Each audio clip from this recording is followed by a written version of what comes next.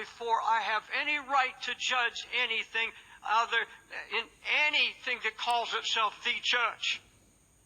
I have to look into my own heart, and I have to judge this temple, because judgment begins in this house.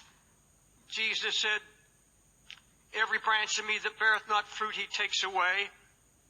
If a man abide not in me, he's cast forth as a branch and is withered.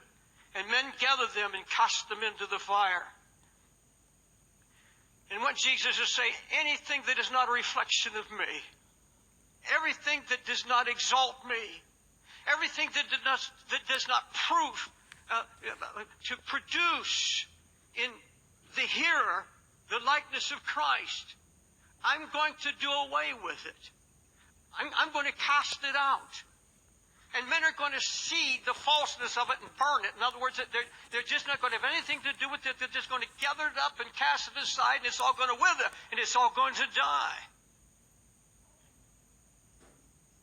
He makes it very, very clear. You see, if you had been at the temple in the time of Christ, and if you'd walked into that church, that synagogue in Jerusalem, you would have been flabbergasted.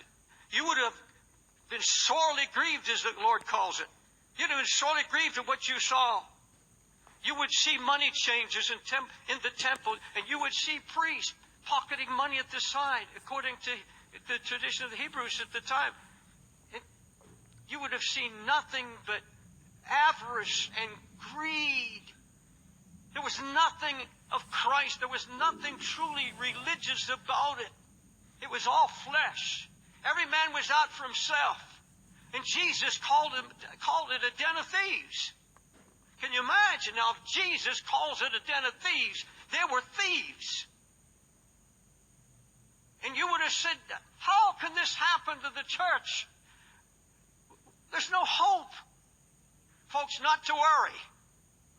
Not to worry, because Jesus came in with his cord and with his whip, and he drove it out. He said, this is my house of prayer, and he drove it all out. And in one day, he changed everything. And we serve the same Christ. The Lord told me to go to sleep and quit worrying about his church. He knows how to take care of it. Everything that's false, every false prophet, everything that's unlike Christ, he in his time and his way is going to drive it out. It can happen overnight. It can happen through suddenly something happening. Folks, when the tsunami hit, I'll tell you, there are a lot of preachers changing their message, at least temporarily. They were not preaching their success and money message. One preacher I heard interviewed on the radio, he said, my theme is money comes, money comes, money comes. Tsunamis come. There's nothing, I don't want you to laugh about that, but God's speaking, and he knows how to speak clearly. He knows how to deal with the economy. He knows how to take away their money. And everything that's unlike Christ, everything that's false, we don't have to grieve about it. We can preach as God anoints us with love and brokenness. But folks, God says to me, he says to every pastor, he says to all of us, the Church of Jesus Christ, you are the temple. Make sure that no avarice or covetousness is in your heart. Make sure there's nothing of the world that's creeping into your own heart. And we know that all things,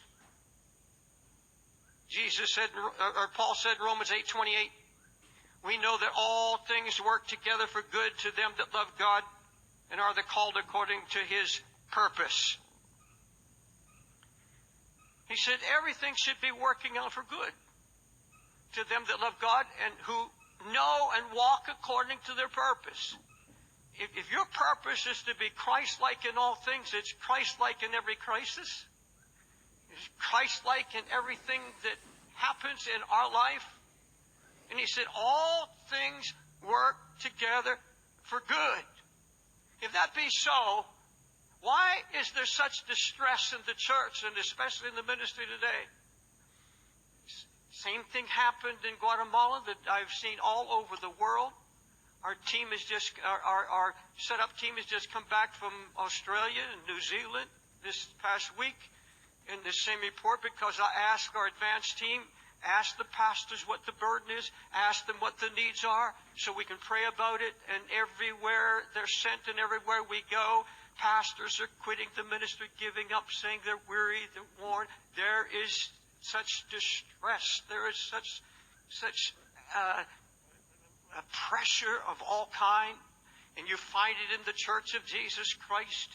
You find so many. Go to a bookstore and see where all the books are talking about now how to survive, how to get through your loneliness. This is written to Christians, not to sinners, but Christians.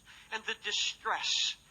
And then this comes up against what I read from the Apostle Paul. All things work together for good to them that love God and are the called according to his purpose. Something's missing. We've got it wrong. Something's missing in my life and in your life. I'm not preaching down at you. I'm preaching to myself. There's something wrong. It doesn't mean we don't grieve at times. I preached a message from this pulpit that tore my guts apart, and it was a call to anguish. But I also mentioned at the close of that, after there's a call to anguish, there's a time when they said, now put away your anguish and begin to rejoice in the Lord. We sorrow, and yet there's a gladness. There has to be this confidence that no matter what I'm going through, everything is going to work out for good. There's good coming out of this. I don't know what it is, but there's good that's going to come out of this, and I have to settle and enter into the rest. Folks, I will not let any devil in hell, I'll not let any person on this earth rob me of my rest in Jesus Christ. That rest that God has impregnated